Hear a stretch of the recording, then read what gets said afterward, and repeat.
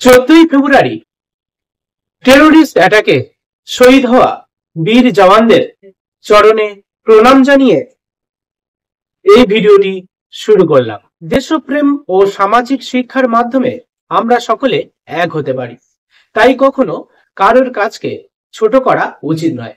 প্রত্যেকের নিজ নিজ কাজের মাধ্যমে তার জীবিকা নির্বাহ করে থাকে, তাই কোনো কাজ ছোট নয়, আর প্রত্যেকের কাজকে সম্মান করা উচিত, এমনটাই আমি মনে করি।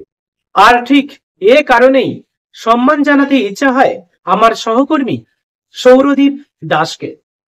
আপনারা ভাবছেন সৌরদীপ দাস এ আবার কে? নিশ্চয়ই কোনো সিভিক ভলেন্টিয়ার, তাই না? হ্যাঁ, সিভিক ভলেন্টিয়ার বলে হেয় করছেন? তাহলে শুনে রাখুন সিভিক ভলেন্টিয়ার সৌরদীপ দাসের কৃতিত্ব। বন্ধুরা, পশ্চিমবঙ্গ তথা কলকাতা পুলিশের ইতিহাসে সর্বপ্রথম একজন সিভিক ভলেন্টিয়ার পিটি প্যারেড এবং ড্রিল ইন্সট্রাক্টর হিসাবে কাজ করছেন। একজন সিভিক ভলেন্টিয়ার নাকি ট্রেনিং দিচ্ছে কলকাতা পুলিশের বড় বড় অফিসার থেকে শুরু করে কনস্টেবলদের। কে এই সিভিক ভলেন্টিয়ার? বিস্তারিত আমরা দেখে নেব। তার আগে রিকোয়েস্ট করব, ভিডিওটি অবশ্যই লাইক করবেন, শেয়ার করে প্রত্যেককে জানাবেন। নিয়মিত চাকরি, ডিউটি এবং গুরুত্বপূর্ণ আপডেটগুলি দেখতে চ্যানেলটিকে সাবস্ক্রাইব করে রাখবেন। আর এই সৌরদীপ দাসের বিষয়ে বলতে গিয়ে আপনাদেরকে জানিয়ে রাখি, সৌরদীপ দাস আর্থিক সংকটের মধ্যে দিয়ে মধ্যবিত্ত পরিবার থেকে বড় হয়ে সিভিক ভলেন্টিয়ারের কাজ পেয়েছে। সিভিক ভলেন্টিয়ারের মাত্র সামান্য কিছু বেতনে তার সংসার চলত না, তাই সুগির মতো কোম্পানিতে কাজ করেছে।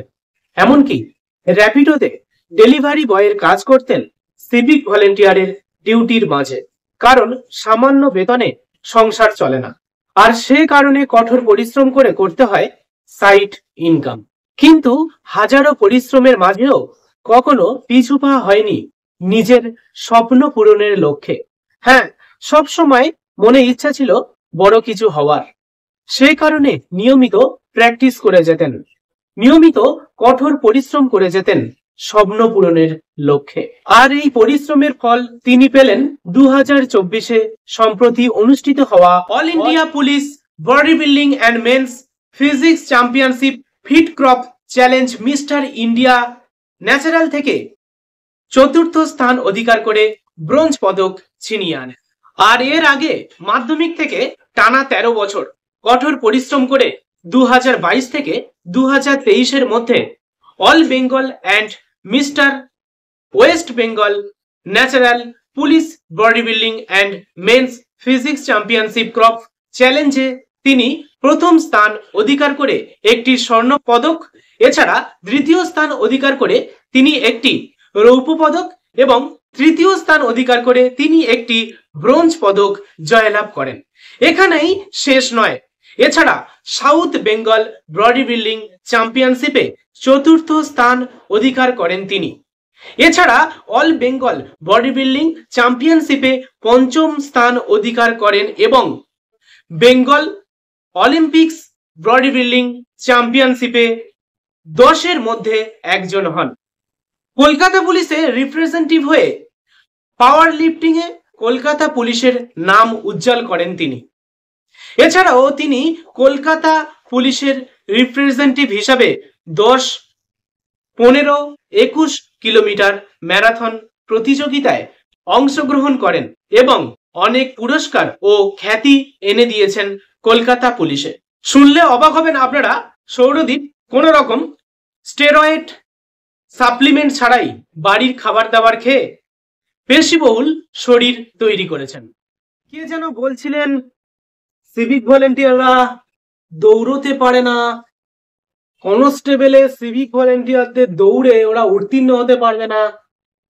চ্যালেঞ্জ রইল আপনার সাথে, আসুন দেখা যাক কি হয় ফিল্ডে। আজ কলকাতা পুলিশের মতো বড় পুলিশ বাহিনীর পিটি প্যারেড এবং জিম ট্রেনার তিনি। আসুন চ্যালেঞ্জ করবেন নাকি? না না, আমি চ্যালেঞ্জটা তাদের জন্য বলছি না, আমি নিন্দুকেদের জবাব দেওয়ার উদ্দেশ্যে এই ভিডিওটি স্পেশাল ভাবে তৈরি করলাম এবং সিভিক ভলেন্টিয়ার সৌরদীপ দাসের কৃতিত্ব তুলে ধরলাম। কাউকে কখনো ছোট মনে করবেন না, প্রত্যেকে নিজ নিজ কাজের দ্বারা তারা এগিয়ে যায়। তাই কখনো কারোর কাজকে ছোট মনে করবেন না, কাউকে হেয় ভাববেন না। বিষয়টি এখানে বলার একটি মাত্র কারণ যে আজ সিভিক ভলেন্টিয়ারদের দেখুন তারা কোথায় পৌঁছাচ্ছে নিজের কাজের মাধ্যমে। নিজেই পর্যবেক্ষণ করুন এবং তারপরে আপনারা প্রশ্ন তুলবেন। কিছু সংখ্যক মানুষ যারা প্রকৃত শিক্ষায় শিক্ষিত নয় তারা সিভিক ভলেন্টিয়ার কাজকে ছোট বলে মনে করে, কিন্তু অ্যাকচুয়াল ফিল্ডে নেমে কাজ করলেই বোঝা যায় কার শারীরিক ক্ষমতা কতটা। তবে ভিডিও শেষে আপনাদেরকে বলে রাখি, এখানে আমি কাউকে কষ্ট দেওয়ার জন্য ভিডিওটি করিনি। অ্যাকচুয়াল সিভিক ভলেন্টিয়ারদের ভালো কিছু দেখলে বা তাদের গুণগান গাইলে যাদের গাত্র জ্বালা করে, যাদের মেন্টালিটিতে অন্যকে ছোট করার চিন্তা ভাবনা থাকে, তাদের জন্য এই ভিডিওটি তৈরি করা হয়েছে। বেশি কিছু বলবো না। আপনারা নেক্সট প্রিপারেশন নিচ্ছেন তো কনস্টেবলের জন্য? অবশ্যই আপনাদের কিন্তু এই বছর উত্তীর্ণ হতে হবে, কারণ 12,000 একটি বিরাট ভ্যাকান্সি প্রকাশ হতে চলেছে 2024-এ। এই বছরই আপনাকে কিন্তু আপনার সেরাটা দেখাতে হবে। এই বছরই বেশি সংখ্যক ছাত্রছাত্রী সুযোগ পাবে। তাই আপনারা পুরো দমে প্র্যাকটিস করুন, মনোযোগ সহকারে পড়াশোনা করুন এবং নিজের পড়াশোনায় মন দিন এবং মাঠে আপনার সেরাটা দেখান।